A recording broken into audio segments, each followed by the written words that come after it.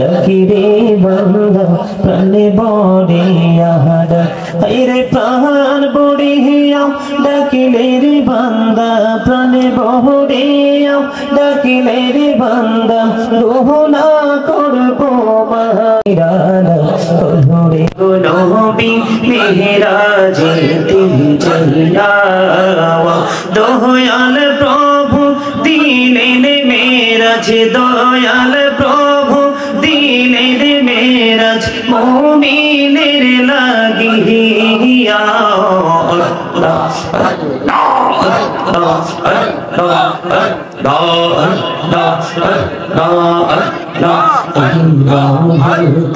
পিহিয়ারো মাঝি এলো পিহিয়ারো মাঝি কিসের করো খেলা পিছের দিকে চাইয়া দেখো পিছের দিকে চাইয়া দেখো ডুবে যায় তোর বেলা রে আল্লাহ আল্লাহ আল্লাহ আল্লাহ মাশাআল্লাহ আল্লাহ আল্লাহ আল্লাহ আল্লাহ আল্লাহ জীবন বুড়িয়া কলসিরে গোলা জীবন বুড়িয়া কলসিরে গোলা ক্ষমা করে দাও রে দয়াল ক্ষমা করে দাও আইরে গহনা গলে ক্ষমা করিয়া কবুল করে নাও রে দয়াল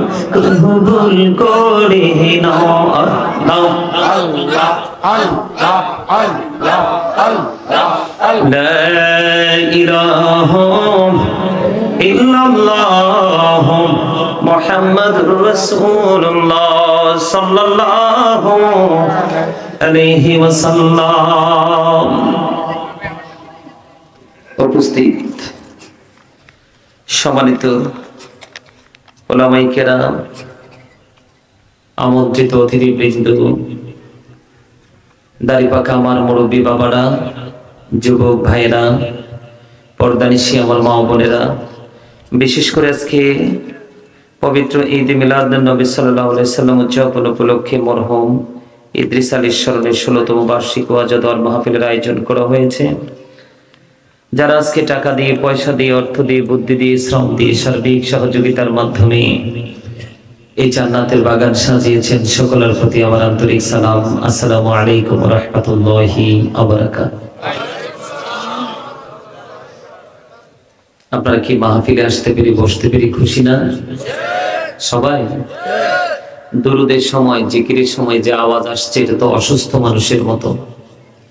এত মানুষ এখানে উপস্থিত, সবাই যখন প্রাঞ্জল ভাষায় দরুদ পড়ব, জিকির করব, আকাশ বাতাস মুখরিত হবে। সম্মানিত উপস্থিতি, পৃথিবীর অবস্থাও ভালো না, বাংলাদেশের অবস্থা তো আরো খারাপ। বাংলাদেশের মানুষের সবচেয়ে বড় বিপর্যয় যেটা, সেটা হলো নীতি নৈতিকতা। এটা যথেষ্ট অবক্ষয় হয়েছে, শুধুমাত্র একটাই কারণ। সেই কারণটা হলো আমরা ধর্মীয় রঙে রঙিন হতে পারিনি, ইসলামের রঙে আমরা রঙিন হতে পারিনি। সম্মানিত উপস্থিতি, আপনারা কি সত্যি আলোচনা শুনবেন? সবাই যদি আলোচনা শুনতে চান সবাই, তাহলে আপনাদেরকে সবাইকে ধৈর্য ধরে আদবের সাথে বসতে হবে। কথা কি বুঝতে পারছেন আমার? পারবেন বসতে? আপনাদের আগে যিনি আলোচনা করেছেন ওনাকে আপনারা চিনেন? উনি আপনাদের কি হয়? জামাই? মাশাআল্লাহ। আপনারা আপনাদের জামাইকে মাহফিলে আজকে ইনভাইট করেছেন, আলহামদুলিল্লাহ বলেন। হযরত মাওলানা কামাল হোসেন আল কাদেরী, আলহামদুলিল্লাহ বলেন। উনি আমাকে দাওয়াত দিয়েছেন আজকে।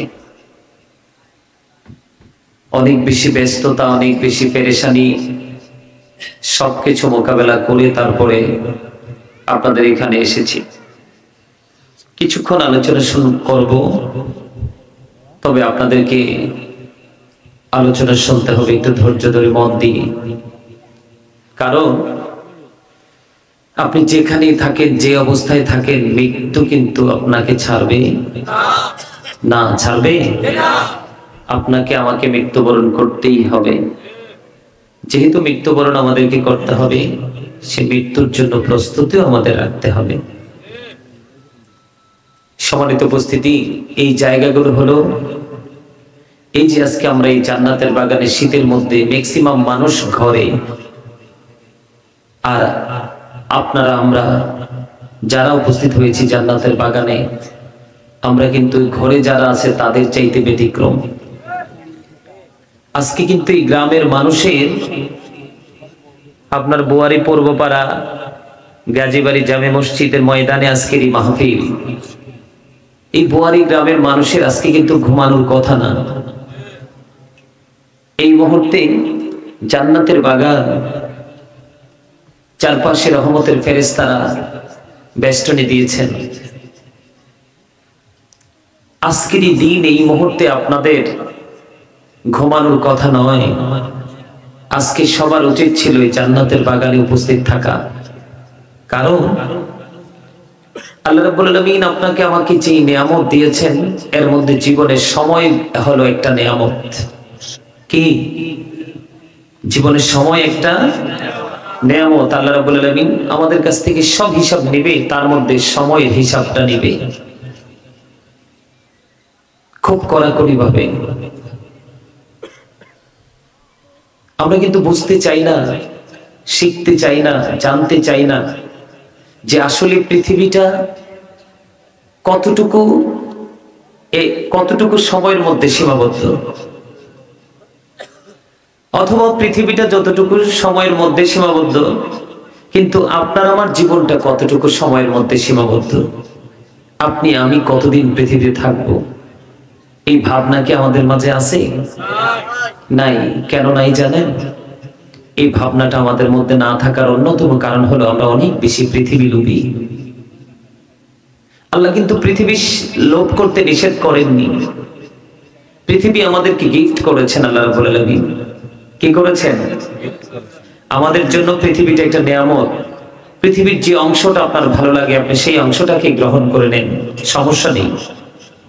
কিন্তু এই গ্রহণের পাশাপাশি আপনি আল্লাহর গোলামি করাটা হলো বুদ্ধিমানের কাজ। আজকে আমাদের বাংলাদেশে আনাজ কানাজ ঘুরলে দেখা যায় অত্যন্ত ডিজাইনেবল মসজিদ, যেটাকে কমার্শিয়াল বলা হয়, কিন্তু মুসল্লিগুলো কি সেই রকম ডিজিটাল না। তো কি লাভ এই মসজিদ করে? এত সুন্দর জান্নাতের বাগান। আমাদের বাংলাদেশটা যদিও অন্যান্য দেশের তুলনায় ছোট, কিন্তু দেশটা যদিও ছোট, মানুষ কিন্তু বেশি। পৃথিবীর অসংখ্য দেশের তুলনায় আমাদের দেশের মানুষ বেশি, অনেক বেশি। যেই কোনো কাজে, যেই কোনো সময় আমরা মানুষ পাই, কিন্তু মিলাদ, মাহফিল, মসজিদ, পবিত্র কাজে আমরা মানুষ খুঁজে পাই না। দান, পবিত্র কাজে দানের কথা বললে আমরা মানুষ খুঁজে পাই না। আর এই কাজগুলোতে আমরা মুসলমান হিসেবে বেশি ইনভলভ থাকার কথা ছিল। আজকে আমরা সেই জায়গাগুলোতে ইনভলভ হতে পারি না। তার কারণ হলো আমরা পৃথিবীর সাথে প্রেম করেছি। আল্লাহ রাব্বুল আলামিন বলেছেন, ওয়ামাল হায়াতুদ দুনিয়া ইল্লা মাতাউল গুরুর।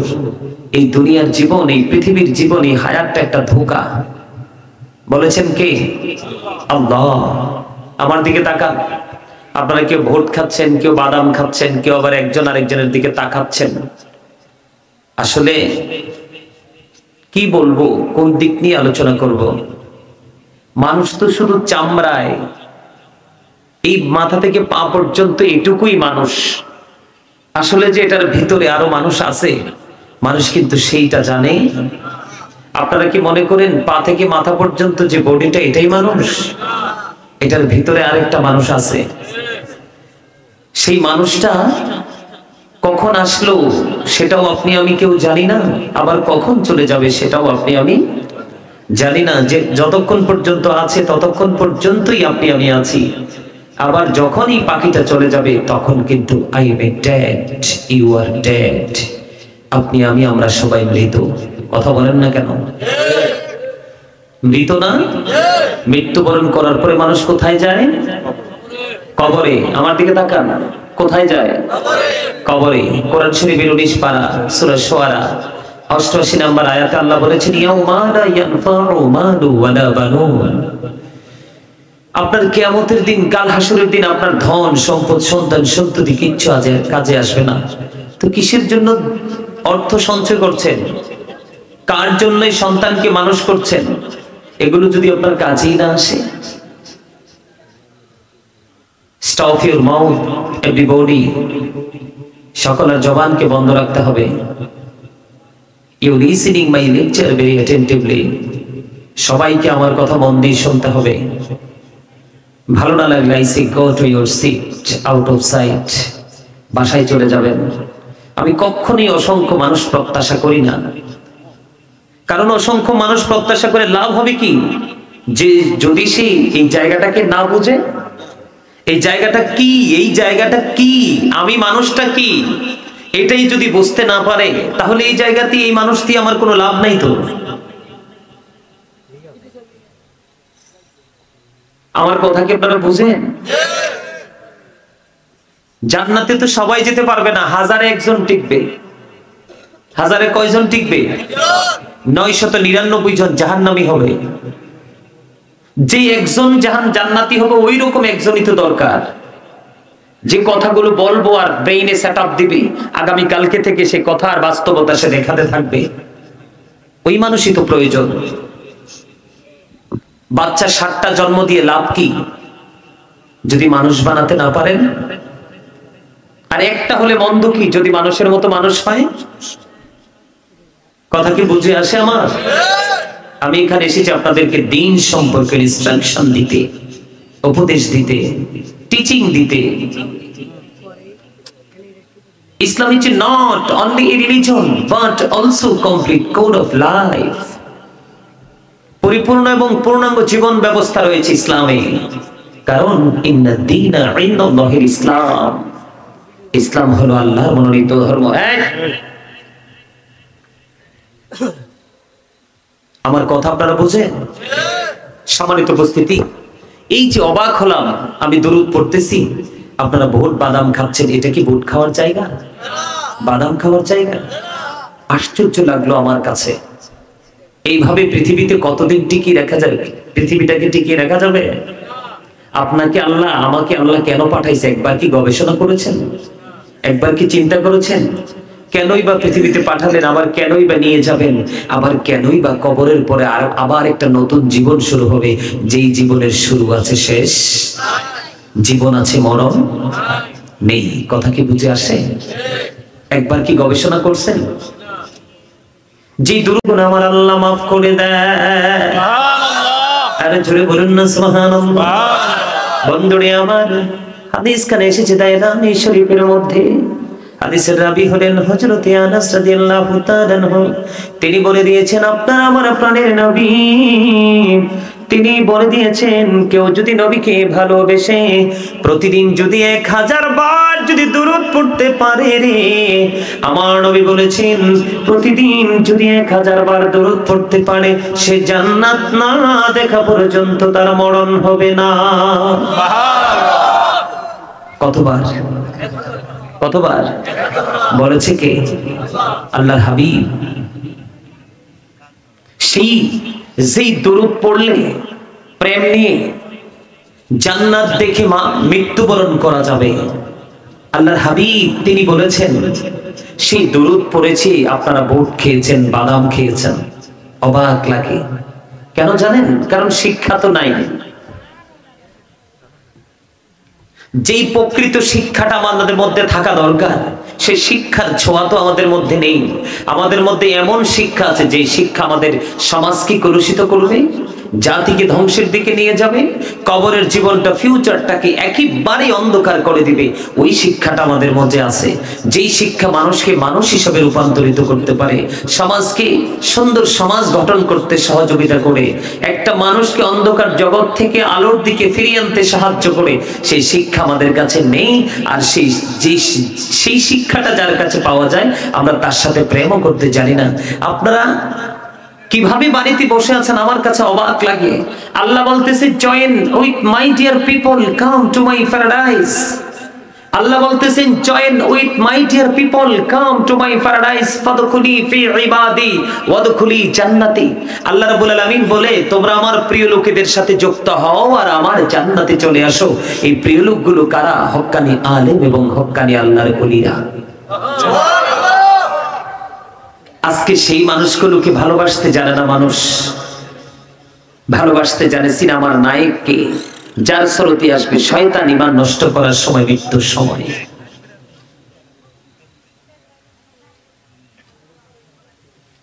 কেউ যদি প্রাণের নবীকে ভালোবেসে জীবনে যে দায়িত্বগুলো আপনার উপর একেবারে ফরজ করে দিয়েছেন আমার আল্লাহ, ওই রকম দায়িত্ব কর্তব্যগুলো আপনি জীবন ভর পালন করবেন।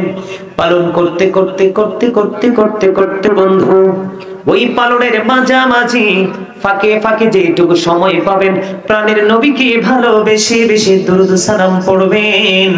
হযরত জিবরাইল আলাইহিস সালাম বলেছেন, নবীর প্রেমিকের দল, তোমরা সবাই শোনো, আমি জিবরাইল কথা দিলাম, বলছে রাতের ফলটা 30,000 বছরের রাস্তা হবে। কত হাজার বছর? 30,000 বছরের রাস্তা হবে।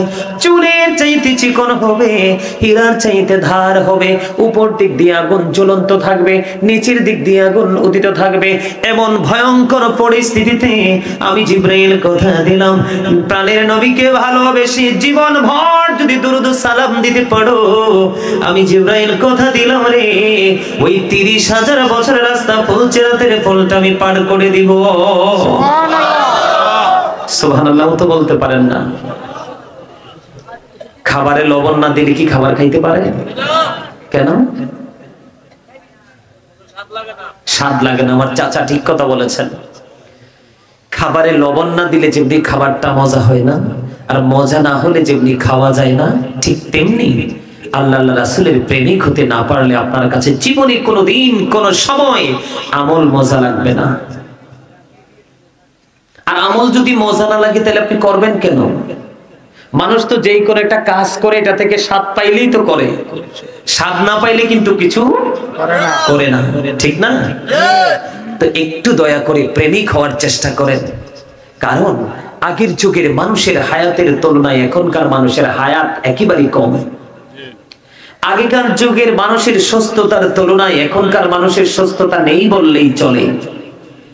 আগেকার যুগে যে প্রেম প্রীতি ভালোবাসা মায়ার বাঁধনে জড়িয়ে ছিল সমাজ রাষ্ট্র, সেই দিকে তাকালে এখনকার মনে হয় যে প্রত্যেকটা মানুষই একটা মানুষ থেকে আরেকটা মানুষ আলাদা, সেই বন্ধন নেই। আবারও বলছি, সেই না থাকার কারণই হলো প্রেম ভালোবাসা না থাকার কারণ হলো আমরা ইসলামী রঙে রঙিন হতে পারিনি। ইসলামী রঙে রঙিন হতে পারলেই কিন্তু আমরা দুনিয়া এবং আখিরাতকে আমাদের পক্ষে গোছানো সম্ভব। এই আপনাদের